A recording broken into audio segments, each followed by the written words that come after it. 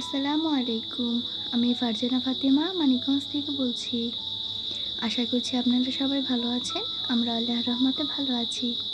প্রতিবারের মতো আবারও নতুন একটি ডেইলি ব্লগ ভিডিও নিয়ে হাজির হলাম আপনাদের মাঝে। আশা করছি আমার সকল প্রিয় আপু ভাইয়াদের কাছে আমার আজকের এই ভিডিওটি ভালো লাগবে। আজকের ভিডিওটি শুরু করেছি সকালবেলা থেকে। তো সকালের কাজগুলো শেষ করতে করতে একটু দেরি হয়ে গিয়েছে। আজকে যাওয়ার কথা ছিল বাড়িতে, আমার নানা অনেক বেশি অসুস্থ, তাকে দেখার জন্য যাব। আমার ছোট বোন চলে এসেছে ওদের বাড়ি থেকে, নবাবগঞ্জ থেকে আমাদের বাড়িতে, কিন্তু এখন পর্যন্ত আমি আমার কাজগুলো গুছিয়ে উঠতে পারিনি। যাই হোক, সমস্ত কাজ শেষ হওয়ার পর দেখলাম যে আমার ছেলে আবার কাপকেক খাওয়ার জন্য বায়না করছে। সেই যে কাপকেকের মোল্ড নিয়ে এসেছিলাম, আর এর মধ্যে আর ওকে কাপকেক বানিয়ে দেওয়া হয়নি, তো ভাবলাম আমি বানিয়ে দিই। আর বানাতে গিয়ে আজকে করে ফেললাম বিরাট বড় একটা ভুল। আর সেই ভুলটা হচ্ছে আমি 4টা ডিম দিয়ে কেকটা বানিয়েছি, আর হচ্ছে মাপঝোপ ছাড়াই আজকের সমস্ত কিছু করেছি।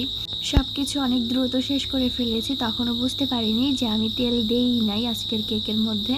তো এই কেকটা যখন ওভেনে বসিয়েছিলাম, পরবর্তীতে যখন এই মগের মধ্যে আমার ছেলে কেক বসাতে নিয়ে এসেছে এইগুলো, তো তখন আমি এটার মধ্যে তেল ব্রাশ করতে গিয়ে আমার মনে পড়লো যে আমি তো কেকের মধ্যে তেলই দিইনি। আর আমার শুধু মনে হচ্ছিল যে কিছু একটা দেইনি, কিছু একটা বাদ পড়ে গিয়েছে। আর ভাবছিলাম যে এত দ্রুত আজকের কেক বানানো হয়ে এসেছে, মানে বেটারটা রেডি করা হয়ে এসেছে। যাই হোক, তারপরে ভেবেছিলাম যে হয়তো বা এই কেকগুলো ফুলবে না, তারপরে আলহামদুলিল্লাহ করে যথেষ্ট ভালো ফুলেছে। তো এখন এগুলোকে বের করে নিব। আর এইখানে দেওয়ার পর যতটুকু বেটার ছিল ওইটার মধ্যে আমি আরও তেল দিয়ে, মানে তেল তো দিইনি, ওইখানে তেল মিশিয়ে আমি ওই কেকটা বানিয়ে নিয়েছি। তো ওটা কীরকম হয়েছে সেটাও দেখাবো। আর এগুলো হচ্ছে তেল ছাড়া, একেবারে যে খারাপ হয়েছে তা কিন্তু না। আর আমি ওভেন থেকে বের করেই সরাসরি আপনাদের দেখাতে চলে এসেছি। তো আমি খুলতেও পারছি না, এত বেশি গরম, বারবার রেখে দিচ্ছি। আর আমার ছেলে এদিকে ফ্যান নিয়ে এসেছে বাতাস করার জন্য, তো তুলতে পারিনি, এদিকে ভেঙে গিয়েছে, অনেক বেশি নরম হয়েছে। কিন্তু যখন নাকি হালকা একটু ঠান্ডা হয়ে এসেছে, একটু একটু করে টাইট হওয়া শুরু হয়েছে। তবে একেবারে শক্ত আটার দলার মতো হয়নি, অনেকটাই ভালো হয়েছে, খেতেও মজা হয়েছিল। মানে যদি না বলা হতো তাহলে বুঝতেই পারতো না যে কেকের মধ্যে তেল দেওয়া হয়নি। আর এটা কিন্তু বেশ সুন্দরভাবে ফুলেছে। তো এখানে আমি ছুরি না দিয়ে চামচের সাইড দিয়ে খুলে নিচ্ছি। তো অনেকক্ষণ চেষ্টা করার পর খুলেছে। জানি না আজকে প্রথম এটাতে বানালাম, কেউ কি এর মধ্যে আগে বানিয়েছে কিনা জানি না, তবে আমার ছেলের ইচ্ছাতে আজকে বানানো হয়েছে। অন্য মোল্ড আছে, তবে কেকের ব্যাটারটা অনেক কম থাকায় আমিও আর কি ছেলের বায়নাটা মেনে নিয়েছি। যাই হোক, এখন এটাকে বের করে নিই। আর বের করার পর আপনাদেরকে দেখাচ্ছি যে এটা তেল দিয়ে করেছি, এটা কেমন হয়েছে। এই যে অনেকটাই সুন্দর হয়েছে আজকের কেক বানানো।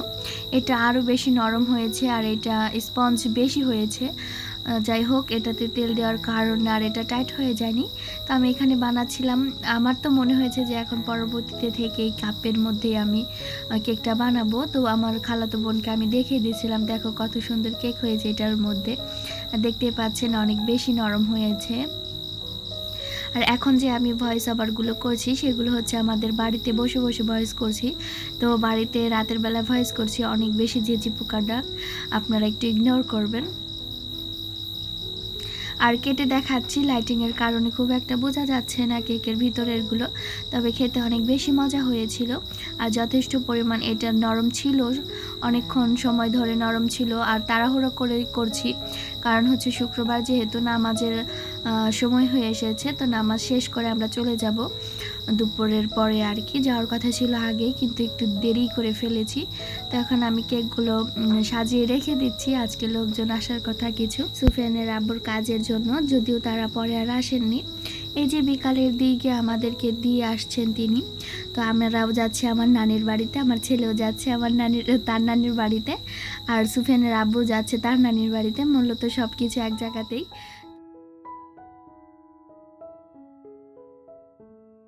তো এই যে বিকালের দিকে প্রায় 2:30-3টার মতন বাজে, তখন আমরা বের হয়ে গিয়েছি নানির বাড়ি যাওয়ার উদ্দেশ্যে। আমার নানা অনেক বেশি পরিমাণে অসুস্থ, আপনারা সবাই দোয়া করবেন যাতে করে আমার নানা সুস্থ হয়ে যায়। আজকে বিকালের সময় অনেক বেশি রোদ ছিল, তার সাথে বাতাসও ছিল, গাড়িতে করে যাচ্ছিলাম।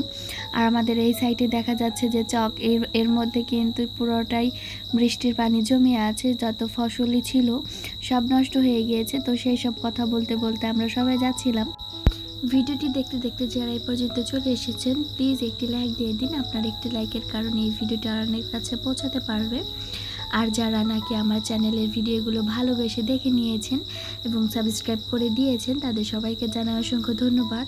আর যারা নতুন আছেন আমার আজকের চ্যানেলে, যদি আমার ভিডিও ভালো লাগে আপনাদের কাছে তাহলে সাবস্ক্রাইব করে আমার পাশে থেকে যাবেন, এতে করে আমার এই চ্যানেলটি আরও অনেক বড় হতে পারবে। তো আমাদের এলাকায় ঢুকে পড়েছি এখন, সুন্দর রাস্তা দেখতে দেখতে বাড়িতে চলে এসেছি।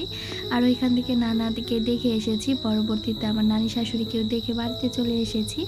আর এই যে আমাদের বাড়ির এখানে কাজ চলছে, আমাদের গাছ কেটেছে তো সেইগুলো ডালপালা দিয়ে এখন আমাদের দুয়ার ঘর ভর্তি। তো মা আবার সকালবেলাতেই ফোন করে বলেছিলেন যাতে দুপুরবেলা আমরা বাড়িতে সবাই মিলে খাই। তো সে আয়োজন হয়েছিল, কিন্তু আমাদের আসতে আসতে কিন্তু অনেক বেশি দেরি হয়ে গিয়েছিল, বিকাল হয়ে গিয়েছিল। আর এখানে মা বলেছিল যে আজকে আসলে যাতে দুপুরে আমরা সবাই একসাথে খাবার খাই। তো সুফিয়ানের আব্বু খাবার খেয়েছে, পিঠা বানিয়েছিল মা, তিনি আসবেন বলে। তো পিঠা না খেয়ে উনি ভাত খেয়ে চলে গিয়েছেন, আর আমরা পিঠা খেয়েছি। যাই হোক, এখন আমি ঘুরে ঘুরে আমাদের বাড়ির একটু আনাচে কানাচে আপনাদেরকে দেখিয়ে দিচ্ছি। আর বাড়িতে থেকে আসার সময় আমি ট্যাং ফলের 2টা ডাল নিয়ে এসেছিলাম। কোনো এক ভিডিওতে দেখেছিলাম যে ট্যাং ফল নাকি ঝুলানো থাকলে অনেক বেশি পরিমাণে ফলন দেয় ভালো।